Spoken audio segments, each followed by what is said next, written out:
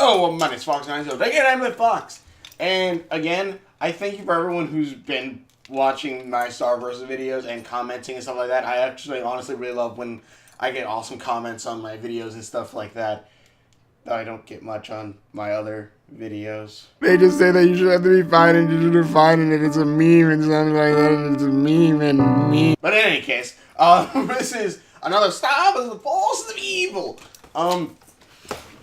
I don't know if it's kind of a theory. It's more of a prediction, I guess, for the season finale and stuff like that, because so far we have everything set up. Again, we have everything set up, and I think the last two episodes are supposed to be Divide and the next one Conquer. So I'm assuming. So basically, first off, I'm pretty sure that that's probably going to end with not Eclipse, Meteora probably taking over. Maybe, which honestly, that will be kind of awesome, especially since compared to the beginning of beginning of this season, which again, the quote unquote battle for Muni really wasn't a battle, and even though Ludo does take over in the end, it's not the it's just like he's like, well, I don't really want this, like, or some it wasn't all that great, which I would like to see an actual battle for Muni at the end of the season, which would be kind of cool to see, like, Meteora probably fighting her way through, maybe with an army. I don't think, unless it probably had to be an army of monsters. But yeah, so but basically there's that.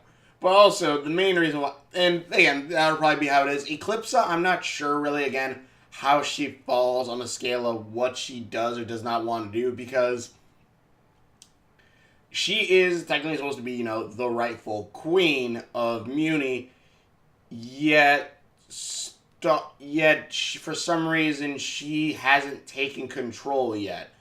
I guess because, you know, the really only people who know that Eclipsa is the actual queen and Meteora is the actual princess is because the High Commission and, you know, the Butterfly Flame, Moon and Star. So the reason why reason why is probably because they don't want to give up that power yet for whatever reason. It would probably destabilize and probably start a civil war.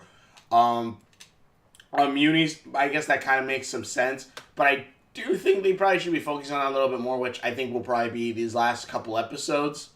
Hopefully, FYI for everyone at home, I don't watch the Disney Channel all that much. I mostly only watch or Disney XD, or I honestly would just watch it when, you know, the shows I want to watch come out, which, FYI, I really got to check on DuckTales.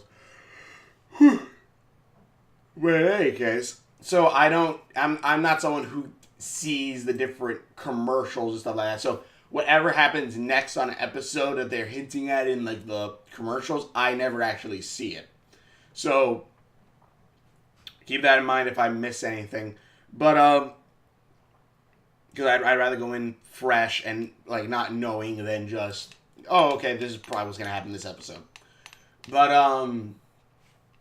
yeah, but basically that is my little bits on, like, that beginning part, or the parts with Eclipse and stuff. So hopefully they'll bring that up a little bit more, because it feels kind of weird that, like, okay, Star's going to a party, even though she says she's not a princess and stuff like that. Even though, again, Booth Buddies, one of my favorite episodes, because that is actually pretty goddamn well written, as well as, the episode before that one, which I guess this episode's probably going to be more, I haven't seen the name yet, but it's probably going to be more about St. Olga's place, where Pontiac had her horn, having her horn ripped off. But, what was the other thing? Oh, and, of course, the last bit, which is the main reason why I wanted to talk about this, is the point where Marco and Tom are going to fight, because I really want to see that fight. Because you have to think, like, the last time Marco and Tom got close to fighting, really, was back during the Blood Moon Ball, where Tom was about to evaporate Marco with fire. And, you know, dead. But, because now we've seen Marco go through kind of a character development, Well, no, he has gone through a character development. If you go back to like the first season where he's, I think way more whinier and more like, I can't do this. But now he basically has gone on an adventure. He is like 30-something years old mentally at least, and you know, it goes by like, oh, the vampire's so old, it's okay if she's with Star. Yeah, if you think about those two hard, you could see some things. But yeah, so Marco's technically physically young, so whatever. But Marco basically, not only is he 30-something years old, but has all that experience from when he is in the Hekapoo world, which, again, I'm pretty sure we're discounting the live web chats with Star Fan, whatever. Is it 69 or 49? I want to say it's 49 because I doubt Disney would go 69. Star Fan and like Star Fan, like right after like Star left in season 2, Marco appeared and says, "Oh yeah, like, well, my memories are all kind of fuzzy from that time," and it's just like, no, don't say that. And I'm assuming that's not right, especially since they bring up that he is 30-something in like 3 to 4 episodes ago. So we know that he is still older Marco, and not to mention we've seen older Marco before, and he still has still knows how to ride his bike and still knows how to fight with a sword. So I want to see this Marco now go up against Tom. I want to see that because, again, season 1 Marco, I think he's dead. If he fought Tom, he'd be dead. He'd be evaporated instantly. Kung Fu, you can punch fire, but let's see. Unless you're like Bruce Lee, you can punch out of fire with like just the force of your punch. I doubt you're gonna beat that. Especially a demon who probably even has even greater strength. But Tom, again, whenever Tom, spoilers for Booth Buddies, finds out about the kiss, that is going to be kind of a fun thing to see. Because again, Marco has gone stronger. He's fought hundreds, if not thousands, of Hekapoos. He's trained with a sword, learned from monks in different magical realms. He's got a freaking dragon cycle now. And he's also Squire, and also eventually will probably be the wielder of the wand. So I want. No, then again, now that I think about it, maybe Eclipse, or maybe Marco will be taught how to dig deep rather than use the wand. But I'd rather him use the wand, and Star has to learn how to dig deep. But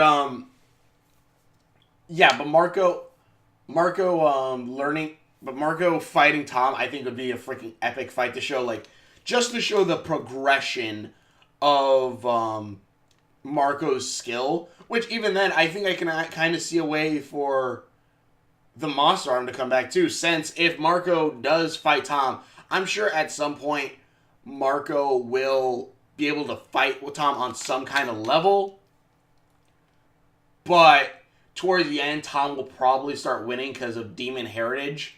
So he'll start beating Tom, and Star, worried and probably not even able to hit Tom for whatever reason with her magic, will probably give Marco back his monster arm to fight Tom. Which will then have like a whole, let's see, can you see Riku up there? Kind of. We'll have a whole, let me just grab you a little bit. We'll have a whole Riku in Kingdom Hearts 358 over 2 days, or, what is it? Riku over 358 over 2 days. No, that's basically it, 358 over 2 days. Where, Riku, for those who don't watch or play Kingdom Hearts, basically, Riku has inside him a dark being, which if he releases outward, will not only change his appearance, but also, well, basically it just changes his appearance, which is the appearance of a quote-unquote main bad guy. And he would have to give over himself completely to darkness, which honestly doesn't sound too bad, but whatever.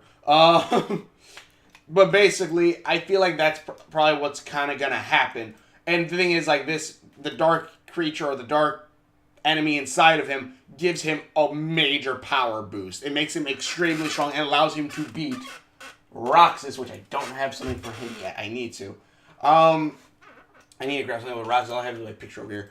But to fight Roxas, he has to activate this power, and he becomes 10 times stronger. So flip note of that, I feel like that's probably what's going to happen here. Marco and Tom are going to fight. They're probably going to fight on some equal level, like Sora and Roxas did, or Riku and Roxas did. But eventually, Tom will win, knocking Marco down. But either it'll activate instinctively, or Star will use the one spell she knows that will increase Marco's power, using the wand and turning his arm back into the monster arm, and then beating the crap out of Tom. Which, assuming this is probably going to be like a quote-unquote big fight, this is probably going to take place like maybe in the castle, and then it's going to either Marco or Tom are going to get knocked into town. Probably like Tom grabbing Marco and trying to do like a Superman fly down crash, slam him to the ground in town, and then that's where, we're going to see the bigger fight, showing like the different things between like, they're going to be, where music are like, the hallucinators are demons or monsters, and then of course seeing that the princess's squire is also half monster now when he gains his monster arm back. They'll be like, he's a monster too, and heck, we might even see when Simoon and Star might go butterfly or super form, and that might even say like, they're monsters too, because we haven't seen anyone else other than the Queen Moon and Star become monsters. So I do want to know, how is that going to play out? I don't know.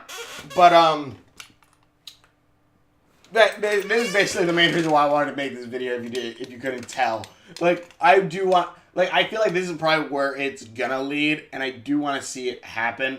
And again, I do want to also I want to see Season 4 be the season where we do see, like, we get two sides of the story where, like, we get Meteora, like, maybe rallying the monsters or, like, ruling the kingdom, and Marco now has to kind of stay with them because, well, I don't know how to stay with them. But basically, I would like to see, like, kind of a split. Again, the war between monsters and humans kind of come to fruition. See Marco join on the evil side, possibly because of the monster arm, or for whatever reason, or something like about start breaking his heart for something. I don't know.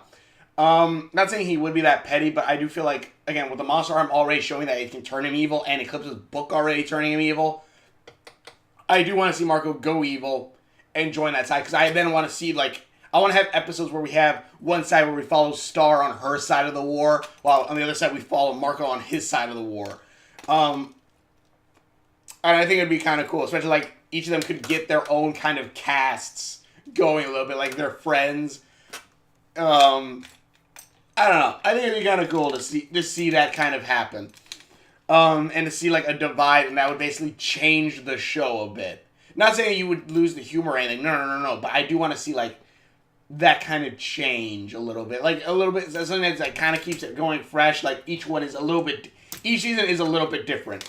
First season, Star learning about Earth, bumming around Earth. Awesome, fun. Season 2 sucked. Season 3 is them going to all these other dimensions and so at the beginning of the war. Season 4 is the war itself, which should do a lot better than The Walking Dead has been doing. At least from the last couple episodes where I dropped this sucker. Doing way better at war than that one was. And I'd love to see that. Not saying like war, like, oh, we're going to see blood and guts and stuff. No, but I would like to see like war kind of happen. Like Marco maybe having sent on a mission to do something, like to get into the castle or something, or some crud going on. I'd like to see something like that. Maybe it'd be like Meteora could take over like the Lucidator place, because also another quick thing, and I'll make this probably a separate video, I do believe that Meteora is possibly half butterfly, half Lucidator. And that would then mean that she then also has the power to unite not only Muni, but Lucidator Kingdom as well, or take them both over, which would be kind of cool, I think. Maybe that's where the divide goes. But yeah, this is the quick thing I wanted to bring up is it's again mostly I wanted to talk about Marco and Tom fighting each other because that's gonna be awesome if they do it right. And that could be, like, again, when the monster arm returns and see Marco beat the crap out of Tom at that point. Because, again, Marco is probably going to get some good hits in, and then he's going to go down. But then when he summons that monster arm, that's when everything goes. That's when everything flips. That's when Marco's going to just go straight monster and fight. And I'm gonna freaking love that. That'd be cool. One arm's the freaking monster arm, the other one's like a sword. I think that'd be kind of cool. And then right on top of Nachos, the dragon, fudge, yeah. But yeah, which when I heard they said Nachos, and it's their and he's like not a dragon. Oh, the dragon, right? But I think it was Booth Buddies when they said it. But yeah, episode.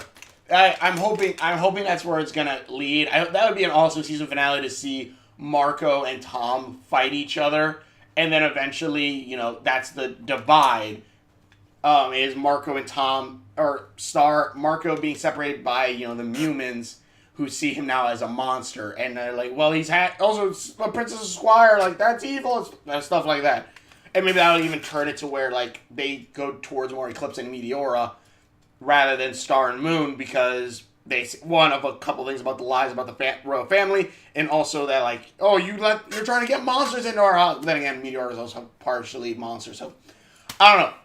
But tell me what you guys think in the comments below. Thanks for watching. I'm sure videos that I've done. Links are on my face. Around there somewhere. Tell me what you guys think in the comments, stuff like that. And hopefully you're all enjoying this. And hopefully I'll stick around for more of my other videos as well. But thanks for watching my videos. And we will see you later. Bum, bum, bum.